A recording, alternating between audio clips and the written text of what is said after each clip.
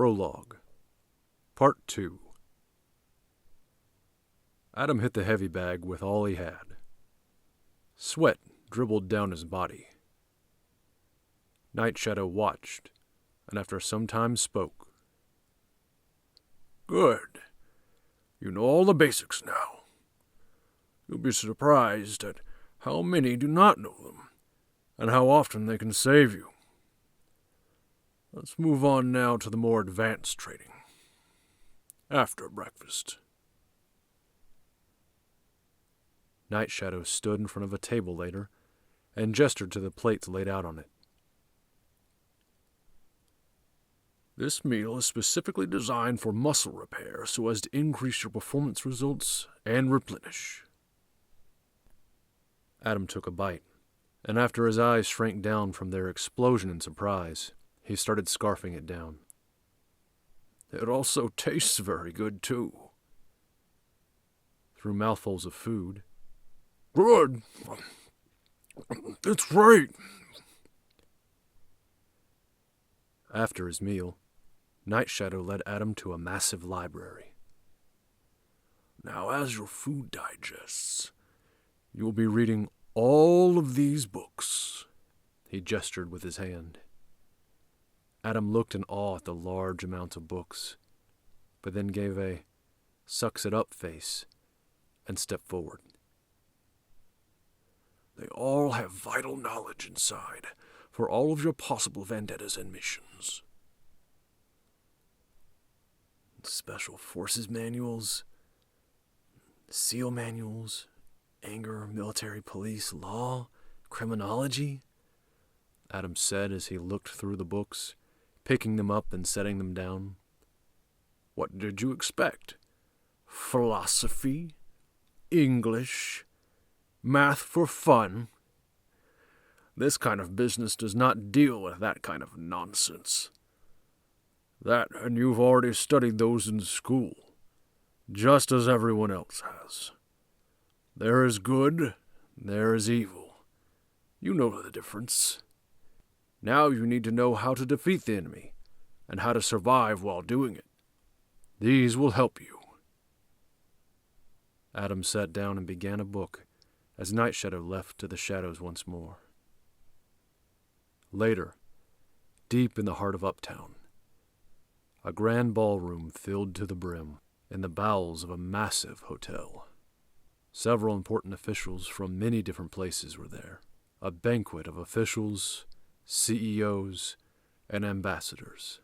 Several danced. Classical music played from a live orchestra. People stood and spoke in groups, sipping drinks. Yes, I have loved my tour of the U.S. so far. I am also impressed with Atlanta. It has been so pleasant. The news stations and the Marta. I wish our country had such luxuries. The ambassador lied. Excuse me, Ambassador. The governor. An aide interrupted. Oh, Governor, how are you tonight? This is a lovely ball. I suppose this is that Southern hospitality I hear so much of, is it not? Yes, I'm afraid it is, he responded. And, sir, the mayor, the aide added. Oh, Mayor, your city is so amazing, and your streets are so clean, and it's amazing. Well, we do our best. Well, will you excuse us, Ambassador? The governor suddenly excluded himself. Of course, sir. The governor and mayor walked off, the governor doing most of the unheard talking. And one other, sir. This is Mr. Phoenix? Is that correct? The aide had returned. Yes, that is correct. He represents some of Atlanta's limited millionaire society. Excellent, Mr. Phoenix. Where are you from? Here? This wonderful city? The aide walked off. Well, Ambassador, I actually grew up north of here, but I've always loved this place, and I've visited often. But I do now reside here in the city, actually. Ah, wonderful. Then we are having similar experiences. You're not from here, but I've heard and read about this place. And you're now visiting it. So how are you liking it? Well, let's just say it's been an adventure. One I didn't expect, Jet responded. A pleasant one, I do hope. He raised his glass. Oh, yes. Jet raised his as well, as they both took a sip. Though unknown to many, Phoenix only pretended to take a sip. Meanwhile, on the other side of the room, entered a man who handed his gloves and jacket off to a doorman, and entered the party himself, for his own dark purposes. Several others engaged the ambassador, and Jet took the moment of distraction to observe the one who just joined the party. Mr. Hrax stood at the top of a small flight of stairs to enter into the main ballroom, scanning the crowd. Jet excused himself. Sir, the ambassador to your right, the governor to your left, the mayor to your... Yes, thank you.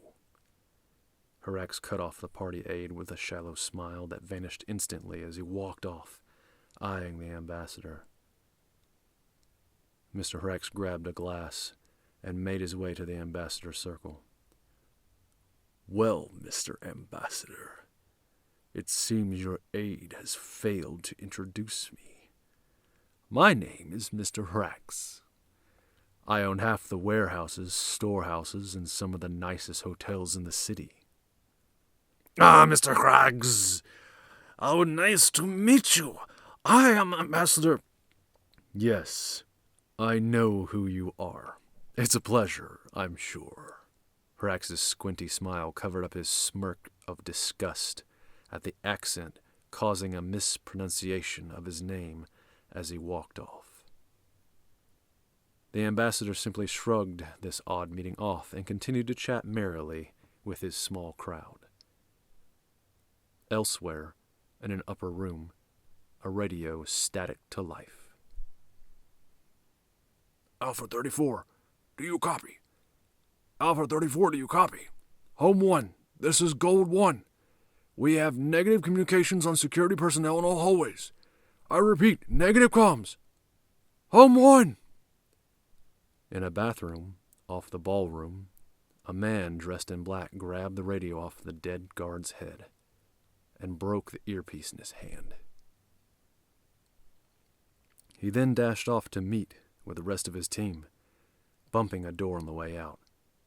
Before he exited, however, he noticed a white tux that had apparently been taken off in a hurry and left hanging from the stall he had bumped. He eyed it oddly, but then jogged off anyway. Doors bursted open all over the grand ballroom. 12 men with MP5s stormed in from all entrances. Everyone panicked as shots fired into the ceiling. Mr. Hrax doesn't move, but is even more calm than the rest. Listen up! Nobody move! Find the ambassador! The men spread out.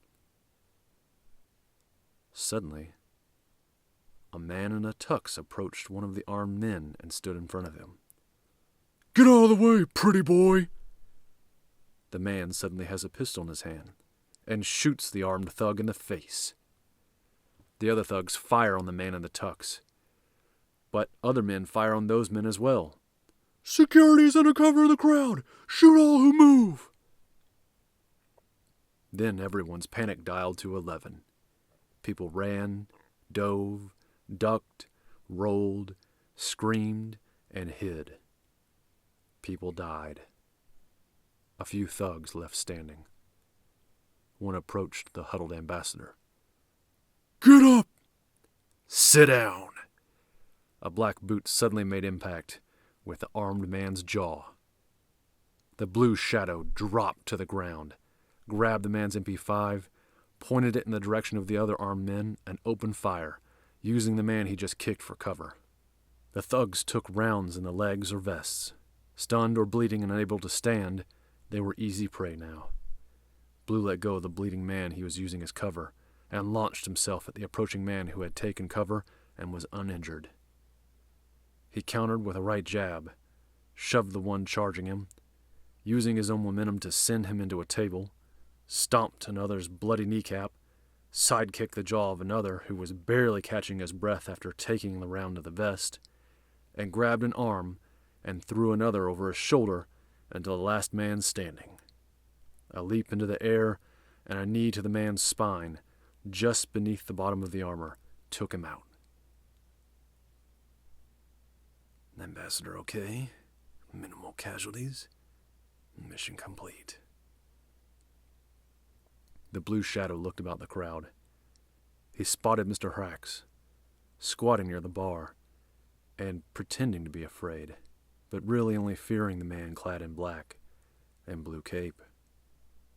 Hrax stared at him with rising fear and the false terror, genuine curiosity, and a barely hidden anger. The blue shadow squinted in return, then spun and sprinted from the room.